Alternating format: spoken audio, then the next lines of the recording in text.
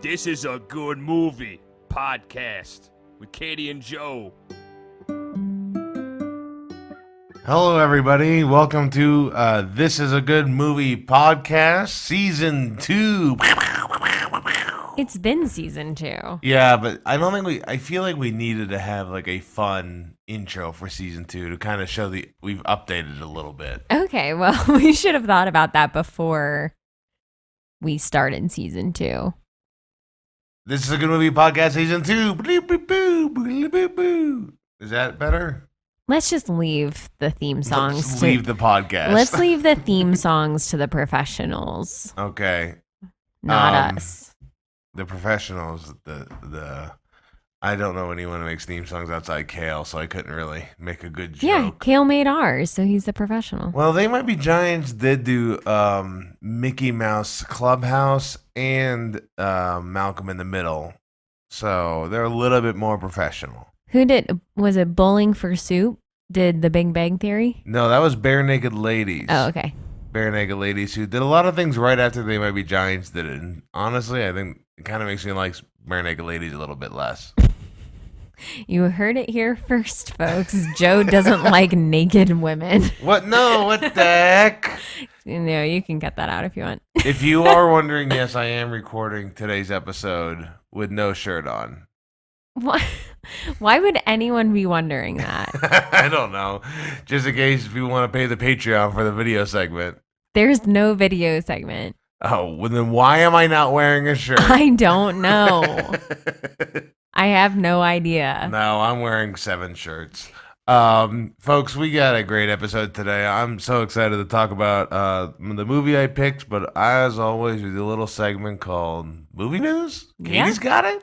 Yeah, I've got some movie news for you. Some movie news for me. Okay, Joe. Katie, my love. So exciting. I have learned of a Christmas movie that will be coming out later this year. I would assume later this year. On Disney Plus. Okay. I'm assuming it is not going to be entertaining. Well, Is it Jingle All the Way 2? No. Well, then it's nothing. I don't know much about this movie. Here's the log line, and we'll see if you can guess who it is starring. Okay. A lot of guessing. 3 people face a series of escalating obstacles as they struggle to make it from London to New York in time to spend Christmas with their families. Now, can you guess who the 3 people starring in this Christmas movie on Disney Plus might be that I would be particularly excited about? Daniel Radcliffe, Nope. Elijah Wood, No. and Corey Feldman. Nope. Honestly, 0 for 3. You first said that, what I was thinking was Bill Hader, Steve Zahn, and Ed Helms. No, you're thinking of 3 people as if they are like individual people, but you need to think of a group of 3 people. Oh, no. Oh, yes. That's terrible. What are you talking about? I don't want to see a Jonas Brothers movie. Yes, you do, and you will. Oh, no. Coming to you live. Not live, but coming to you on your screen on Disney Plus this holiday season, Jonas Brothers Christmas movie. I can't stress.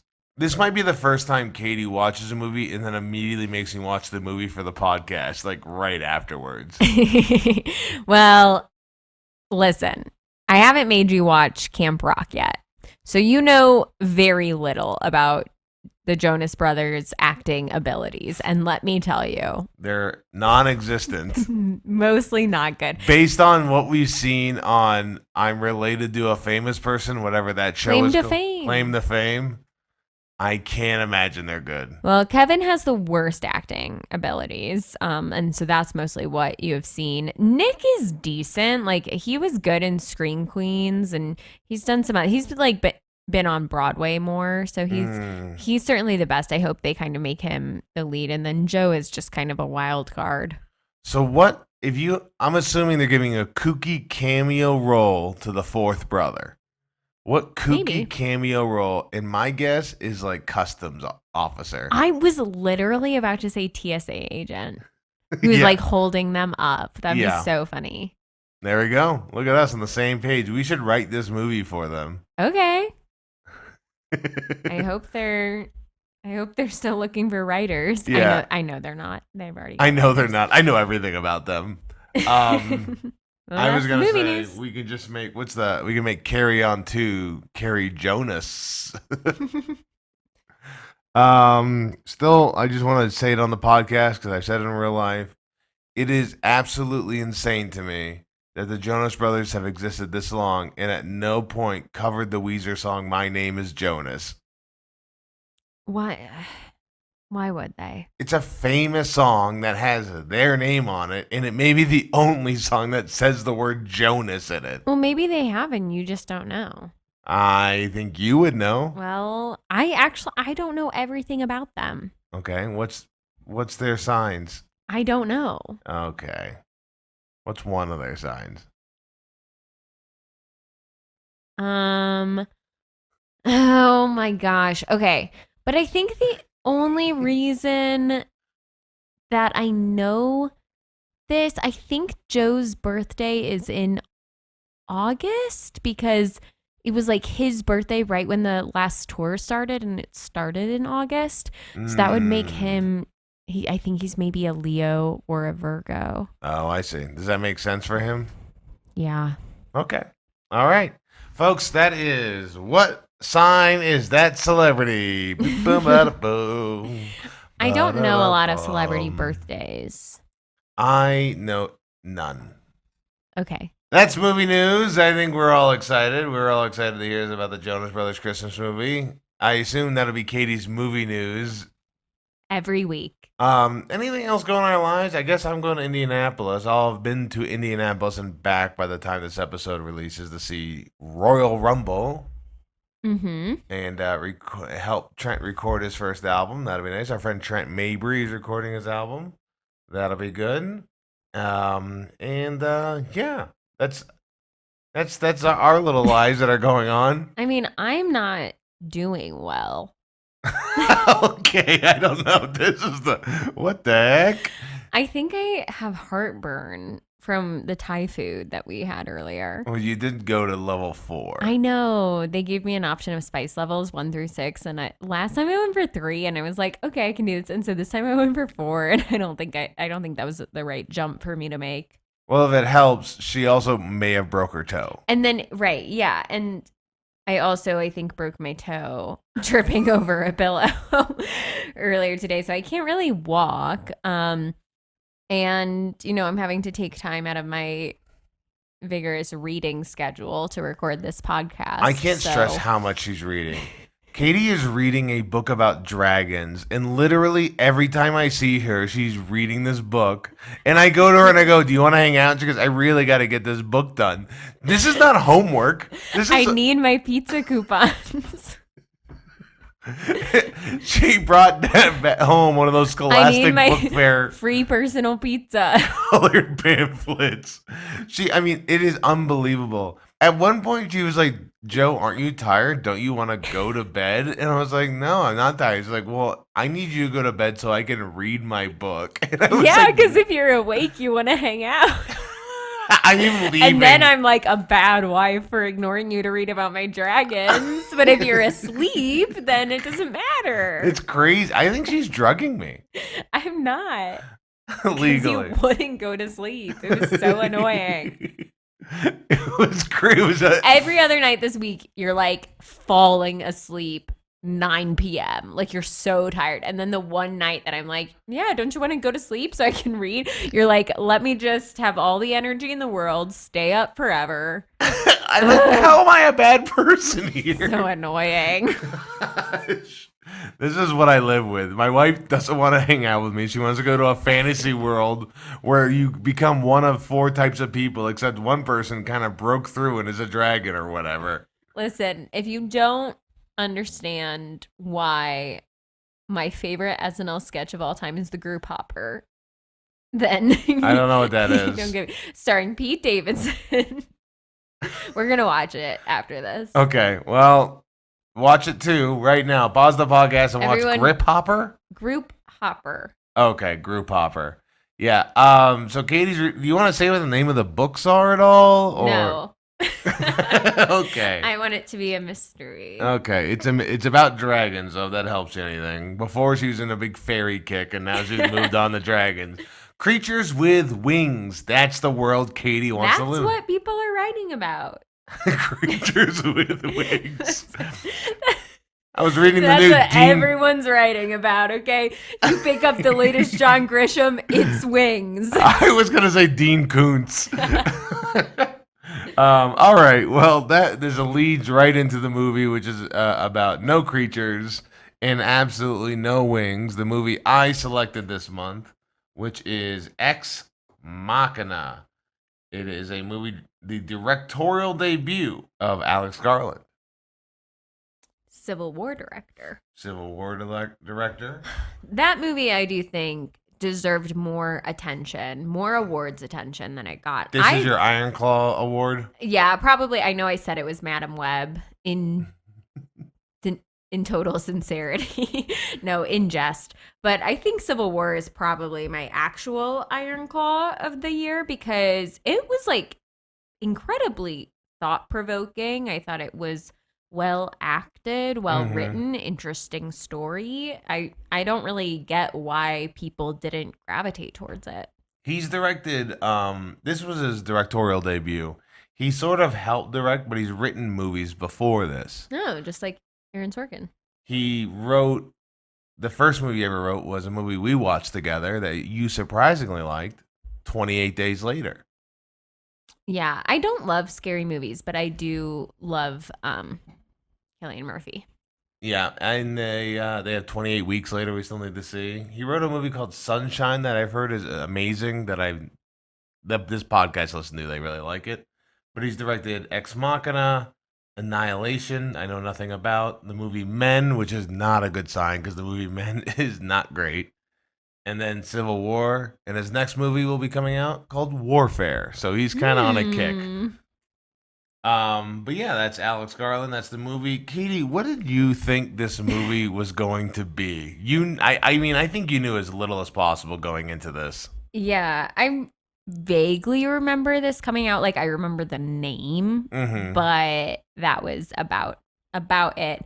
I wrote down AI human robot becomes too smart and is a killing machine.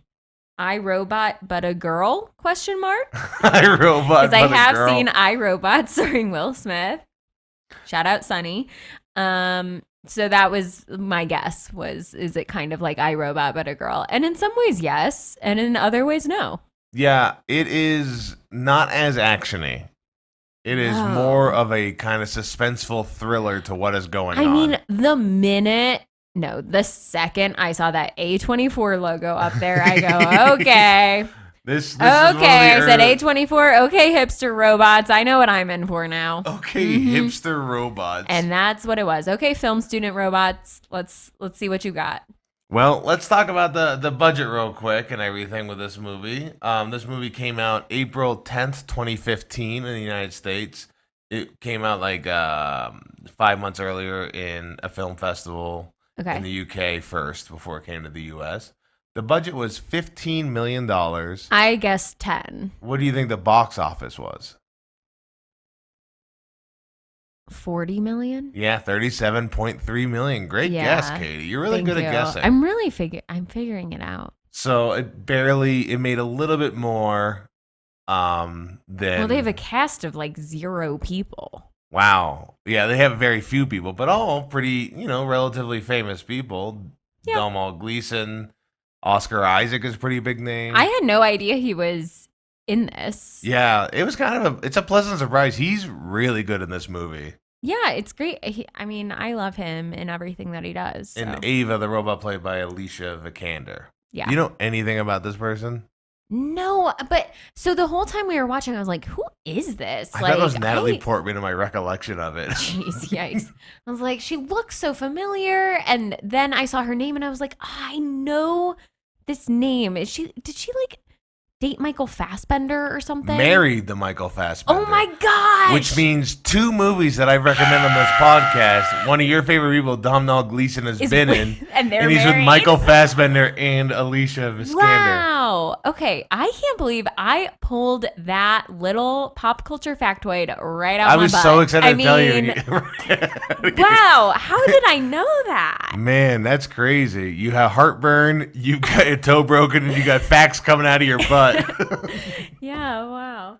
Wow. Okay, Pop Culture Jeopardy. I'm ready. Watch out, Colin Jost. You're hosting it now? No, he just has to be ready because he's hosting it and I'm going to show up. This this movie was nominated for 2 Academy Awards and won 1. Okay.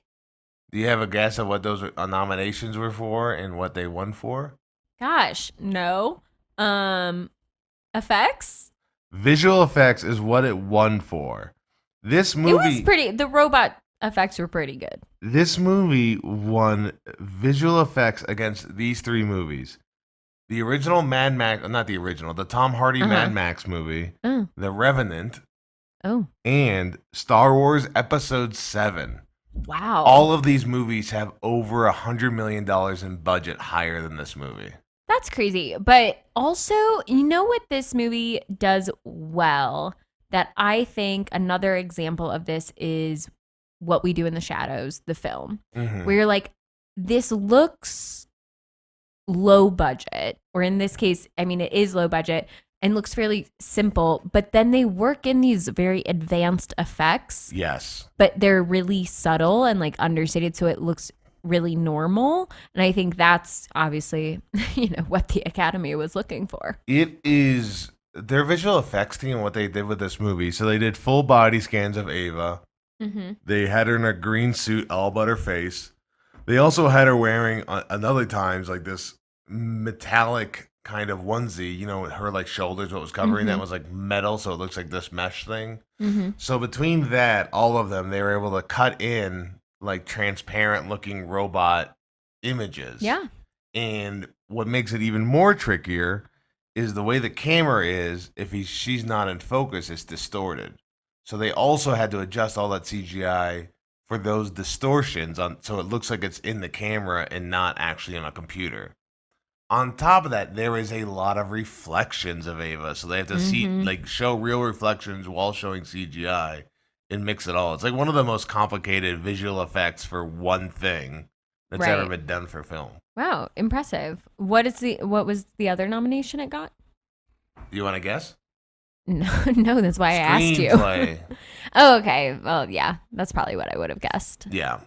So the plot of this movie is Domhnall Gleeson works for basically like, let's say, a Google company. And he gets a notification that he won a prize to go meet the owner of this Google company. Eccentric bajillionaire recluse guy. So he flies out to the middle of nowhere into this like kind of recluse fort-like building. It's a compound. It's a research compound.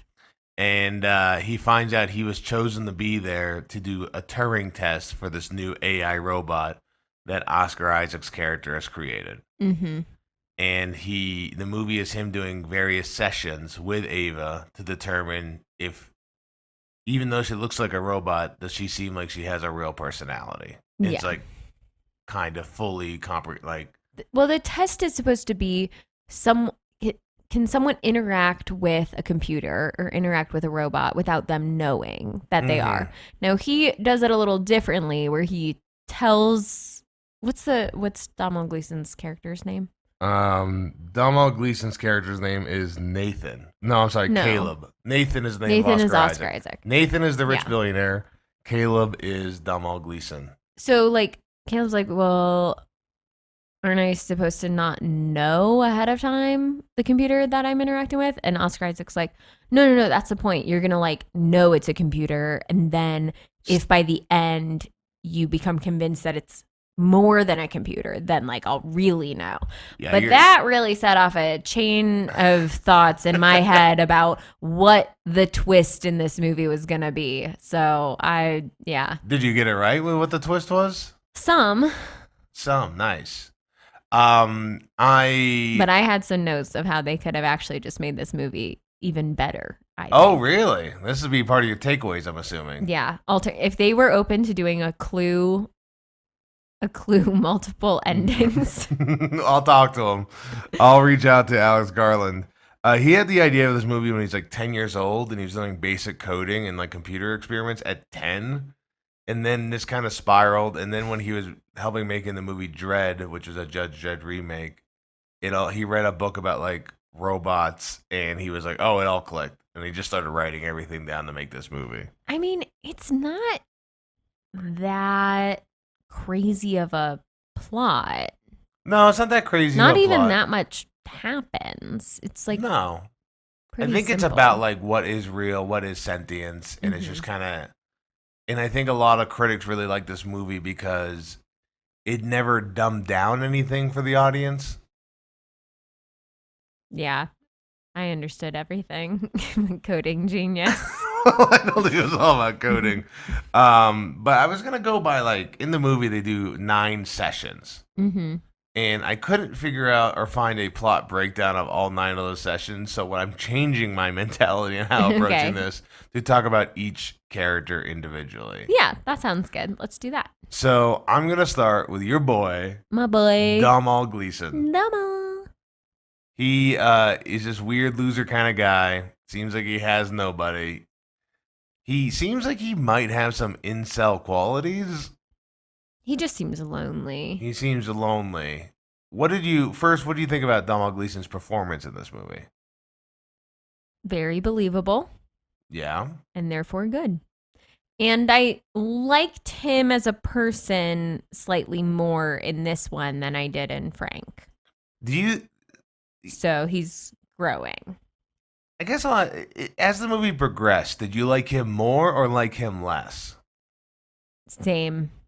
Same amount the whole time. There were just certain things that he did or things he asked that I was like, I don't really love that. But the fact that he was creepily watching this robot from his room? I didn't think any of it made him like a terrible person. Just some slightly creepy choices. Yeah. And I am going to be honest, I wouldn't want to like watch what most men do in their downtime. I don't think I would want to watch. I think it could come off as creepy. I'm not disagreeing with you. I also wouldn't want to watch anybody in their downtime. Fair enough. I'm just reading. You're just reading dragons.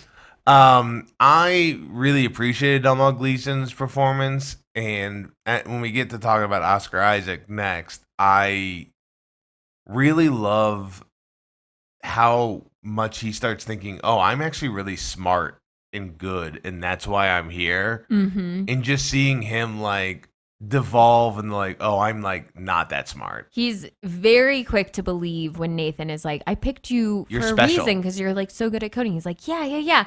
And then the minute that Ava like asks about his family or whatever, when we find out his parents are gone, he's an only child, he doesn't have a girlfriend, all this stuff, I'm like, oh, that's why he was picked. 100%. Now, I was thinking He has nobody he would tell what happened. he has no one he would tell. He has no one who's going to be looking for him, because at one point Nathan says something like, oh, what does he say? He says like he killed someone or something. Oh, yeah. There's something where like after a test, he like jokes that he killed a guy. Yeah, killed a guy. And I was like, oh, well, he's going to kill this guy.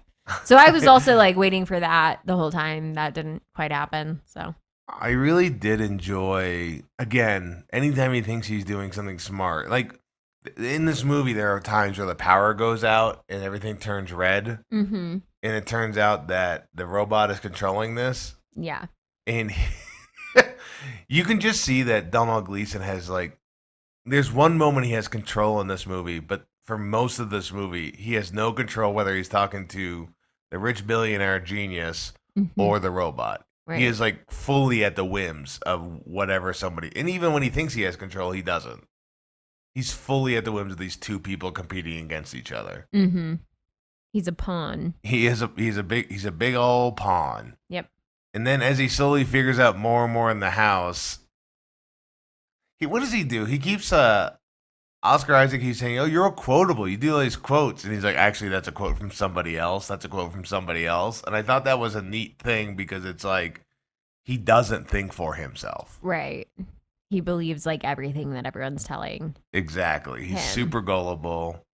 And honestly, at the end of the movie, spoilers, I don't feel bad for him. I feel a little bad for him. He just got used, I but he do. was like, "I'm going to have sex with this robot."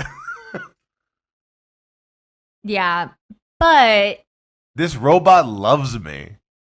like he didn't, I don't know.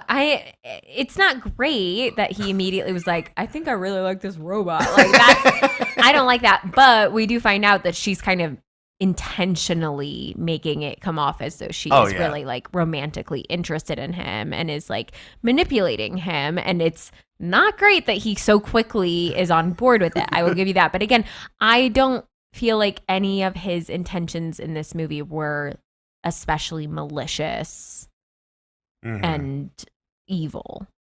Were you like at any point scared in this movie, or like what was your spookometer?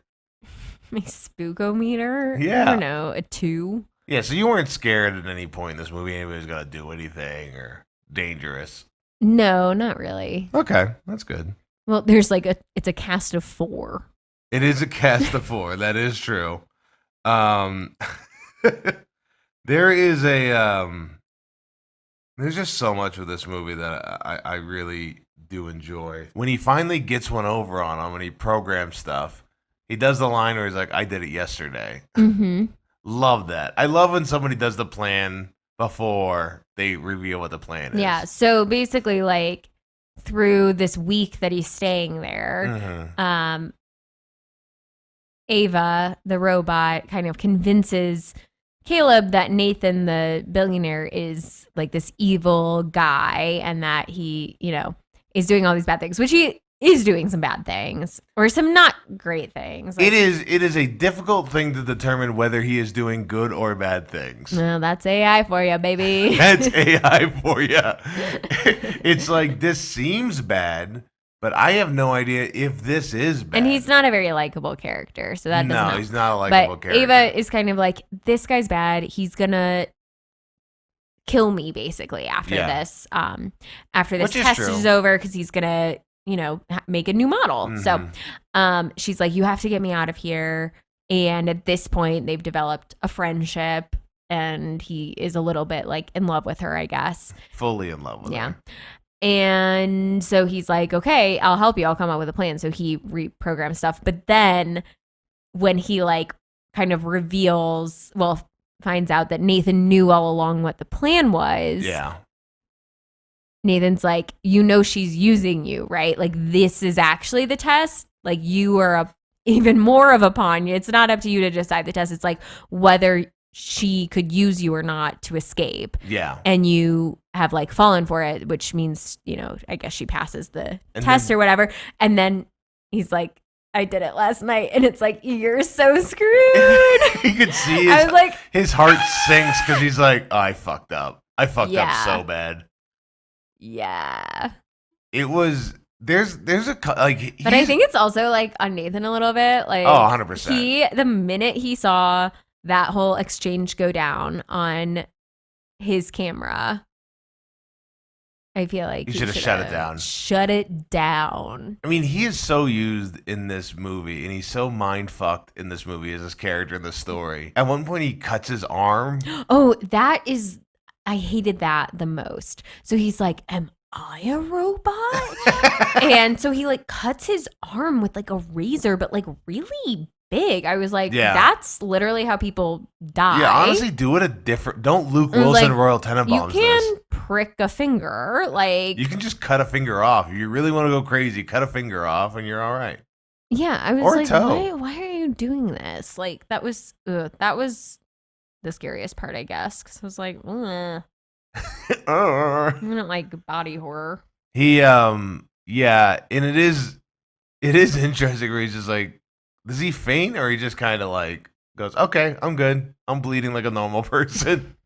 he smears his blood all over his bathroom mirror camera thing. Well, there's a moment if you see that in the mirror, it's like scanning him. Yeah. Because Nathan is watching this guy 24/7. Right. The same scan happens in the beginning of the movie when he Yes. like looks at the computer. So it's just like Nathan has been watching this guy the whole time as like this is a perfect pawn for the situation. Yep.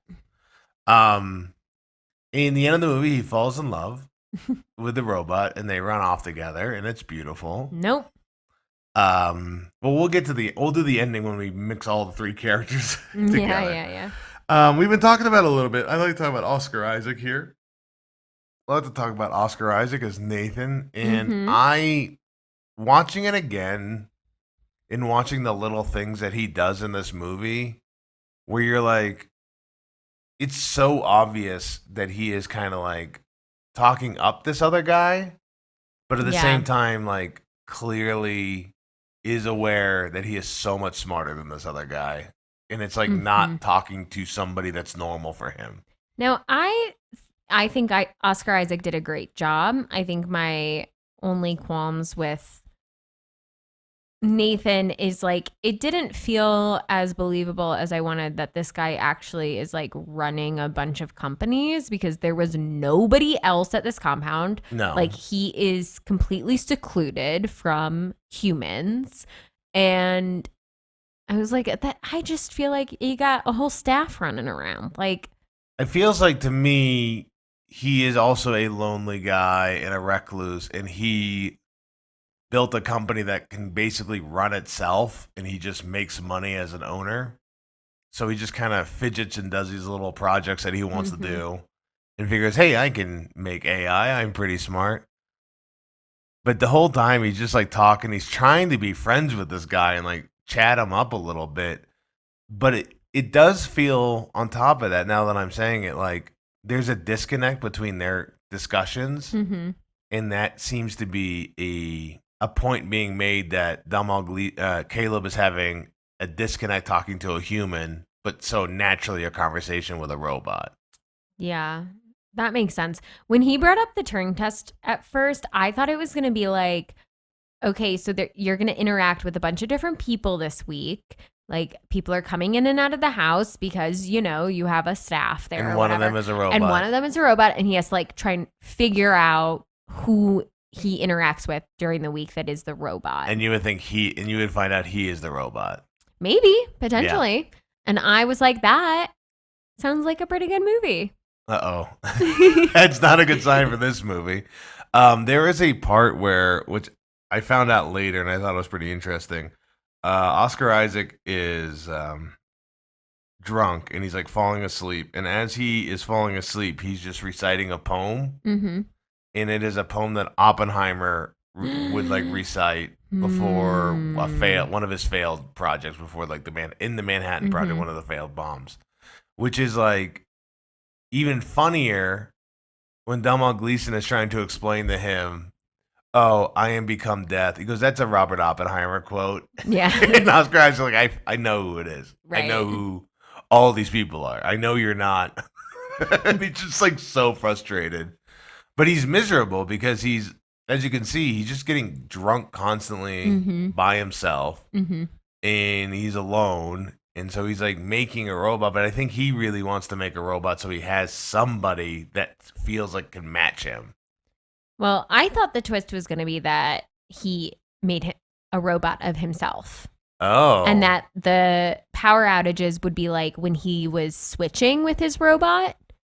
That's interesting. And I thought, oh, he's like getting drunk every night, and then he just like sleeps through the day. And then when we see Nathan in the daytime, that's his robot actually. And that's why like sometimes he like wouldn't be eating. He'd be like, no, I don't need to eat. And I was like, ooh, because maybe that's robot Nathan. That's robot Nathan. And then the whole thing at the end would be like, yes, Ava was a robot. You knew that, but like, did you know that I was a robot too? That's interesting. So and I don't mean this in a negative, but you're trying to M. Night Shyamalan this movie. I mean, the whole time, because by the end, I was like, oh, there isn't really much of a twist. No, and it's then just I a was story. like, it's kind of a boring plot. Well, it's A little loosely bit. based on The Tempest. Sure. Which I don't know if it's about a magician that like created his own daughter, and he brings someone to the island who like falls in love with his daughter, but like is she a human? She was created by magic. Kind of thing. Sure. So it's like loosely based on that, and I think it's more just like, here's a situation. What would occur if these people were involved, and what would be like the benefit? Like, what would the AI really want if it had the ability? It's interesting, thought-provoking, visually good, well acted, but story is a little simple. Who do you? There was another person considered before Oscar Isaac for the role of Caleb. We're not gonna get into deep wait, for Nathan or for Nathan. I'm sorry. There was another actor who was going to get it, but then he couldn't. He had a conflict and couldn't do it, so they chose Oscar Isaac. Okay. We don't have to get into like a lot of guesses or anything. I'll just tell you he's a weird guy. Christian Bale. I would say he's a weirder guy that you'd be more upset with. That I'd be more upset with? Yeah, I would say like I like him a lot more than you like him. Joaquin Phoenix? Jake Gyllenhaal. Well, I thought he'd be good for the role too. I think Oscar Isaac and Jake Gyllenhaal are that one like duplicitous kind of like acting. We don't really know what's going on, but you can tell there's more to what they're saying. Like in Presumed Innocent.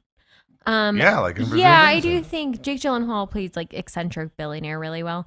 But something I like about Oscar Isaac is that he plays eccentric and grounded kind of simultaneously. Yeah. I mean, you can tell in this movie like who he is and what he believes in himself. Like he makes a three-dimensional character out of somebody that doesn't have much to say. Yeah, he like doesn't do a lot. He does do one thing in this movie that is like my favorite. There's 4 characters in this movie. There's also an Asian woman that he tells Domhnall Gleeson doesn't speak, and like Domhnall Gleeson believes he's like she only speaks Chinese or something. No, she just says it doesn't speak English, like doesn't speak. Well, yeah. Domhnall Gleeson. Oh yeah, English. Sorry. And Domhnall Gleeson is like kind of like, is this a mail order bride? Like, what is this situation that's going on? Right. And as Oscar Isaac keeps saying like different things to him, you slowly start to realize this is a robot. This has been it was like an early. I called that like really early on. Yeah, I was like, she can't speak because she's a robot. I felt not like because that was she doesn't not know like English. a big twist. I thought it was pretty obvious when you watch it again and everything he's saying. But there's a moment where Domhnall Gleeson is like trying to figure out what the hell's going on. He's running around this house. He gets to this room and he sees the Asian robot, and she like tries to like make a pass at him because that's what she thinks like as a robot, like what he wants. Oscar Isaac comes in and he goes, "Hey man, you don't gotta be so serious. You know what you need? To dance." And then they do a little dance. This super choreographed dance that's like so intense. The Alex Garland said, "I wanted this dance to be aggressive." He's like, I wanted an aggressive dance, and right about the moment I think the audience are having fun with it, stop. Just like stop showing it. He's like, I think he's the one that put everybody kind of on their toes about what the hell is going on in different ways. But that leads us to the main star of this movie. Ava. Similar to Eve. Ava. Ava is the AI that is basically stuck in a glass prison. We'll start off, Alicia Vikander. What did you think of her performance in this movie? Robotic. Oh, really? Interesting. She was good. I don't know that I've like really seen her in anything else. She was in like some, like I could tell you things she was in, but you'd be like, I don't really remember her in that or this. But like she was in Pride and Prejudice with like Keira Knightley. We'll watch that at some point, but I haven't seen it in a long time. Well, she was good because she, in some ways, was like very generic.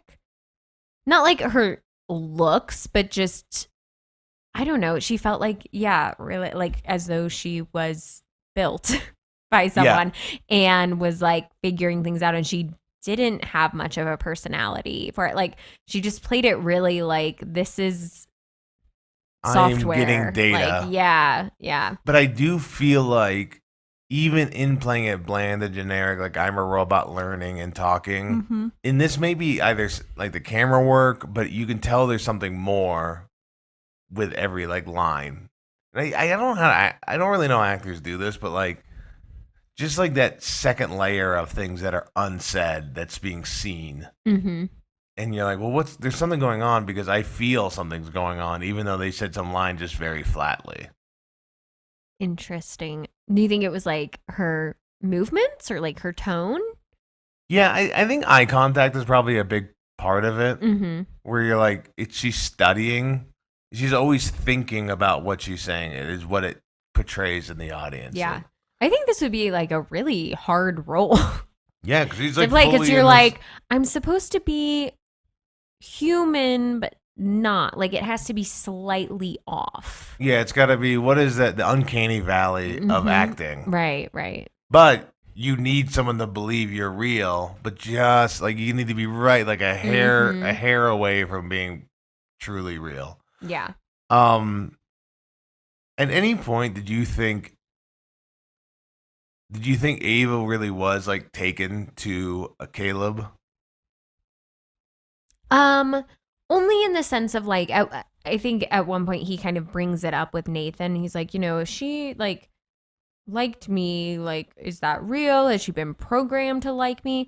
And he's like, well, she's only met me and you, and I created her. So yeah, she might like you because you're just the only other person she's ever met. That she's ever met. And I was like, well, I believe that. Yeah, that makes sense. But I also, and then I was like, I feel like if you make a robot, you should maybe just like leave this part out of it. And then Nathan's like, no, you have to have like romance and sex involved because that's like human nature and like whatever. And I was like, sure.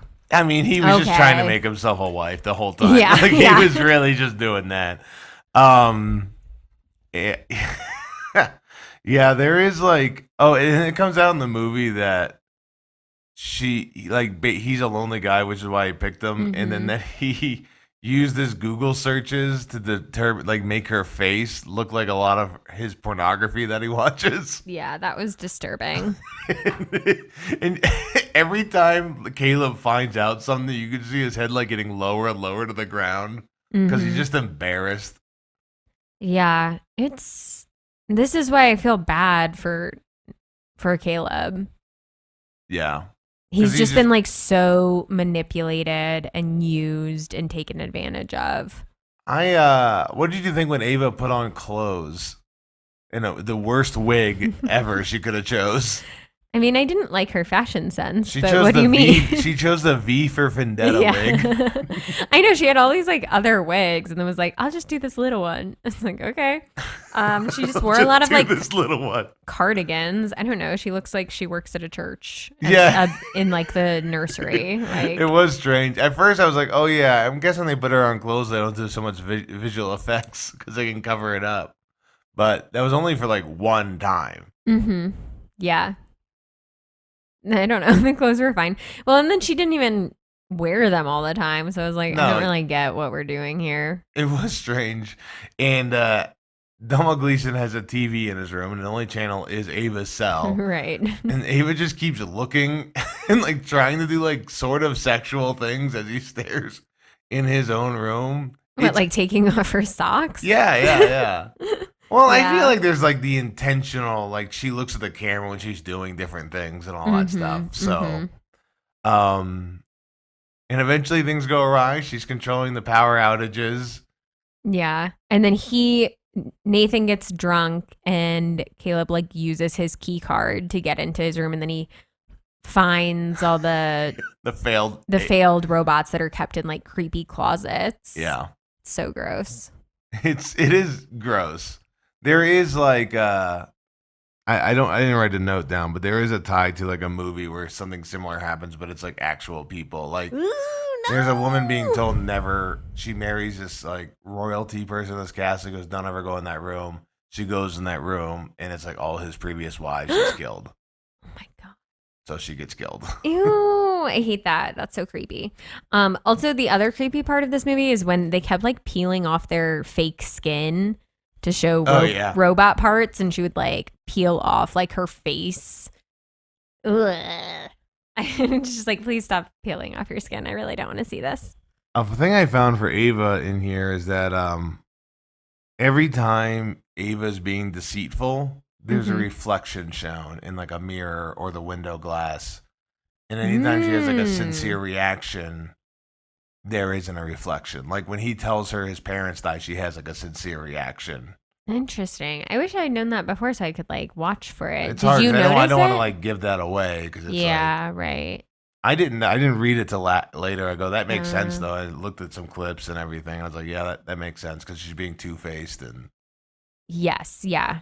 Trickery is usually depicted visually with two faces or reflections. There was an actress who was considered for this role before Alicia Vikander. Natalie Portman?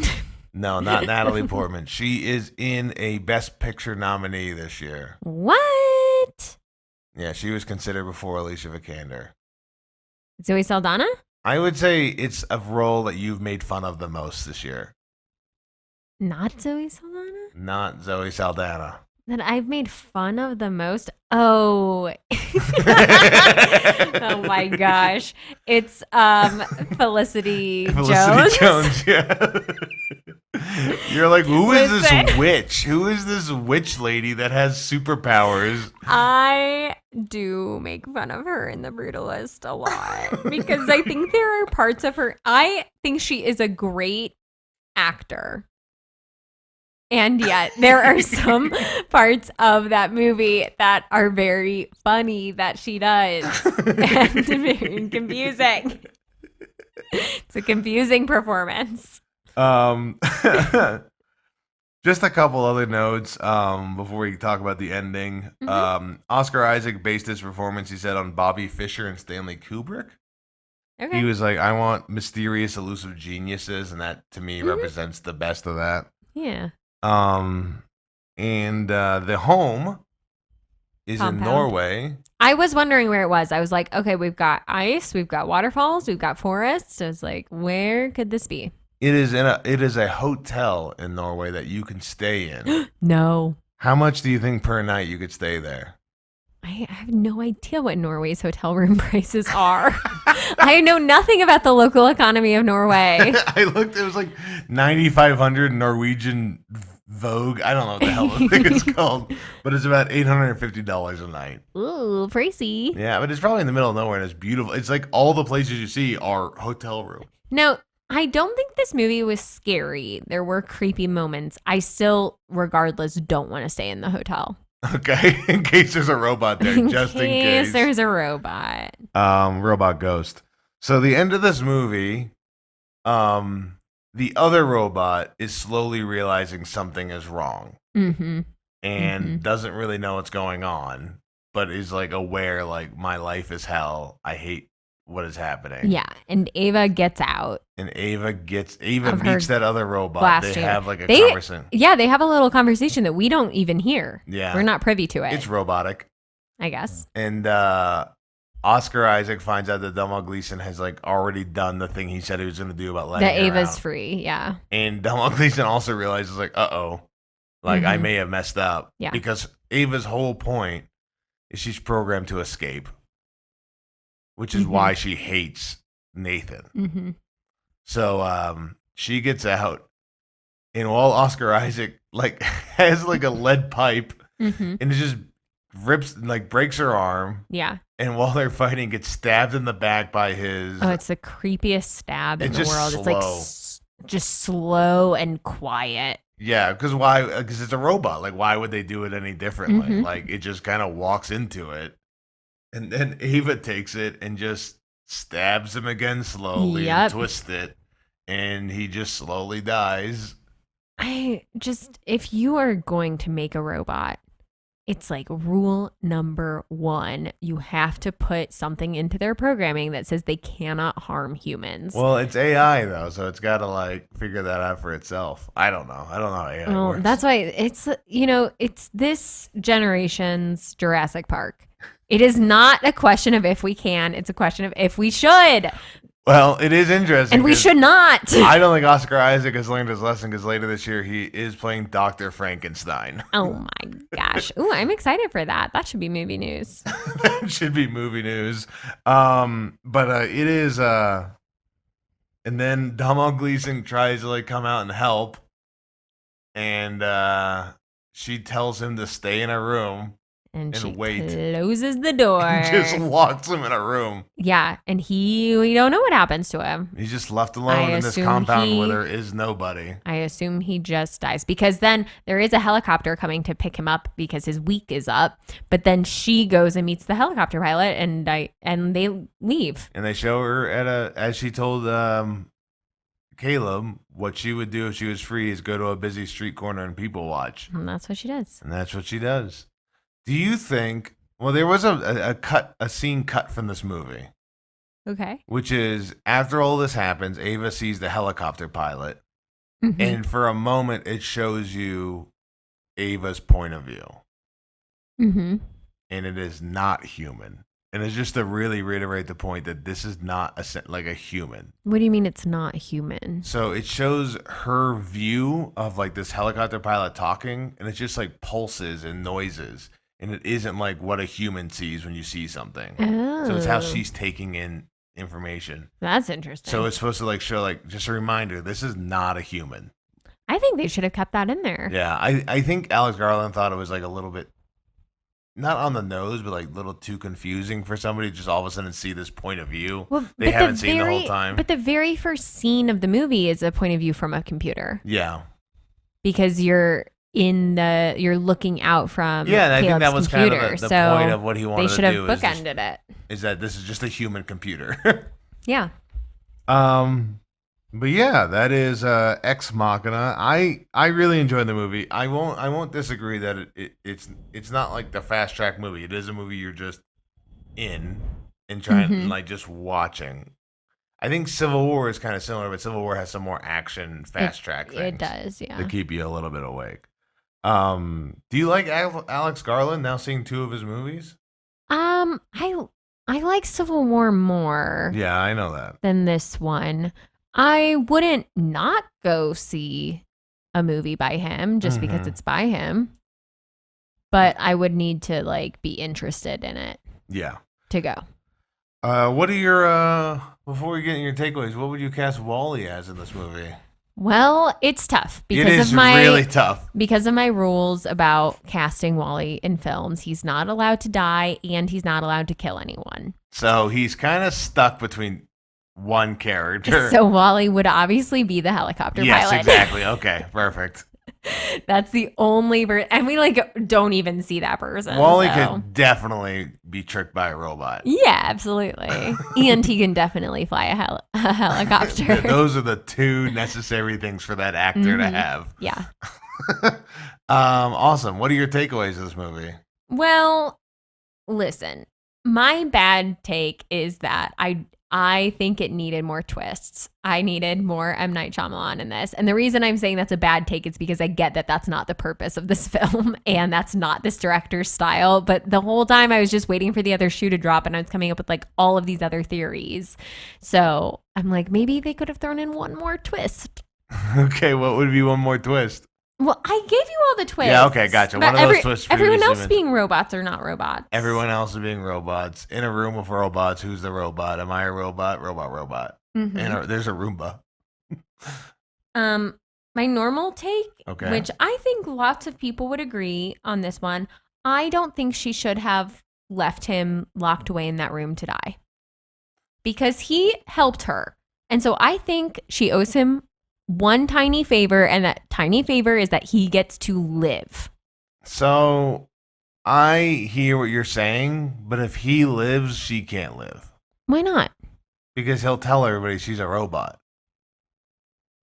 I don't think he would. Yeah. You're passing the Turing test right now, Katie. I just think that he'd be like, you know what? I'm going to wash my hands of this and be done. I mean, at some point, they're going to figure out that this billionaire guy's dead. Like, isn't someone going to look for him? Like, I don't know. Do you think it was weird when Ava told Caleb, "I really like you, dude, bae"? And you too, Dube. What's your good takeaway? Okay. This is my really good takeaway thought that I had. If you are going to make a human robot, and that human robot is going to be female presenting, Lady. I think that we should require that they all look like Roz from Monsters, Inc. What? Because I am not having it with these people wanting to have sex with robots. You're just not Take that out of the equation. There is an entire industry based on this. Yeah, and I'm not about that either. I'm sorry, but I'm tired of watching TV shows and movies about men wanting to sleep with robot women. There's too many of them. I've seen too many of these, and I just think let's move on. Let's graduate to whatever is next in the world of robot AI movies, and let's stop this particular like plot point of like, well, and obviously he is building her to sleep with her, like, and obviously now he's in love with her. Let's take that out. Let's get crazy. Maybe they're buying a zoo together. I don't know, but like, let's just do something different with the robots. Well, that's fair. Now, I will say this: Domhnall Gleeson plays a robot in Black Mirror. Well, I haven't seen that episode. And basically, this lady's husband dies, and they can take his social media and put all that knowledge into a robot that looks like him, and they live together. And she's like, "This is too weird," and then just puts him in the attic and leaves him there. I don't like that either. Then Alicia Vikander's husband, Michael Fassbender, plays a robot in the Alien movies. Okay. There's guy robots. I know there are guy robots, and it sounds to me like the guy robots get to do a bunch of other stuff without having to worry that a bunch of women just want to have sex with them. Well, so that's what I'm trying to say. The Domhnall Gleeson one, she does try to. No, she wanted her husband back. Yeah, sexually. She didn't meet him and say like, "Oh, now I'm just gonna have sex with you." Clearly, that's what you were made for. You're actually proving you are proving my point, Joe. It's the Barbie movie all over again. Yeah, no, I get it. I hear you. I understand that. Roz from Monsters, Inc. Listen, I am regretting the choice that I made for our next film that I genuinely picked before we started this conversation. And now we have ended up here. And is it a sexy man robot movie? No, it's not. It is, isn't it? No, it's not. Those don't exist. Is it a sexy lady robot movie? No, there's no robots. Is it fembots are you making me watch Austin Powers 1, which I've seen already? Yeah. That's it. All right. Well, those are your takeaways. Now the drum roll, please, folks. Katie, I mean, I'm regrettably asking this. Is this a good movie? Yeah. Okay. I think it is good. That I just have some critiques. Yeah, that's fine. It's critiques. It's like I think over 80% on Rotten Tomatoes. This movie was like highly revered. No, I think it is a well done film, and clearly maybe is some of my critiques. Maybe people would call them a social commentary that the film is actually bringing up. Okay, here's Katie's hard-hitting social commentary. More twist, please. That's not the social commentary part. I think you're, and I was poking fun, but I think you're fully right that we need to stop making every lady robot just a. It's just the minute they say I have a lady robot, everyone knows. Everyone knows what is about to happen. Yeah, I think it's more. Let's just challenge ourselves a little bit. To be smarter and be better. I did write one note that I noticed in the movie, and I was like, this guy's a genius, and he has like terrible contingency plans if things go awry. Yeah, like none. Like, I was like, this guy is honestly needs like. Hey, helicopter pilot, if a lady comes out, don't take her away in the helicopter. Hey, only take the guy you dropped off. Only take him back. What could she possibly have told the helicopter pilot? Oh, it's just my turn to go back now. Right? Well, I never checked anything before. I don't know why I would check anything now. Yeah, that is. And one last thing. As a promotional campaign for this movie, when they're releasing it, in the area they used a Tinder profile of Ava to get men to swipe right, and they used it to like tell them about this movie coming out. Jesus. So I don't think that really helps what your situation was earlier. It's so predictable. Makes me barf. It makes me barf. Yeah, that is Ex Machina. What are we watching next?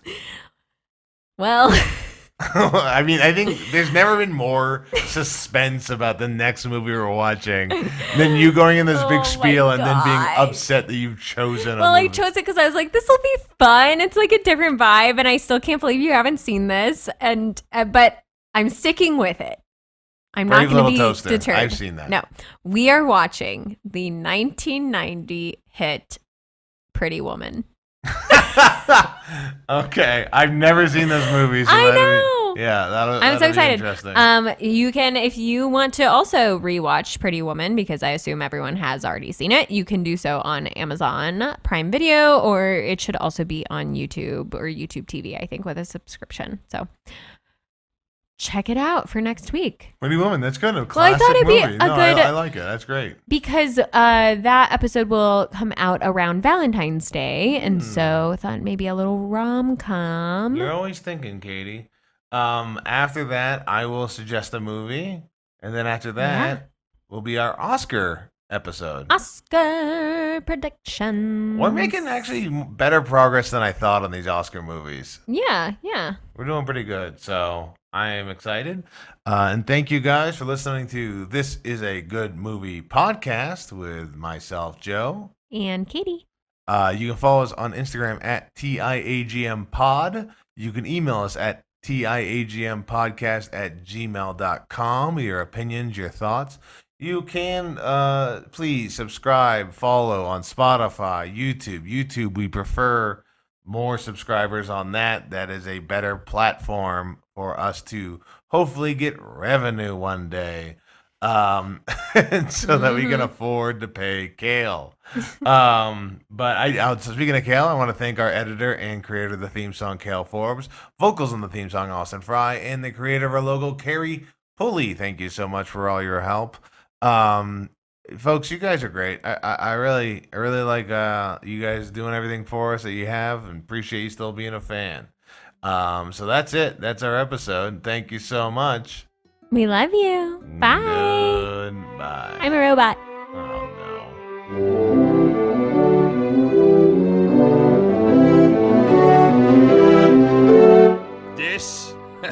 This is a good movie podcast with Katie and Joe.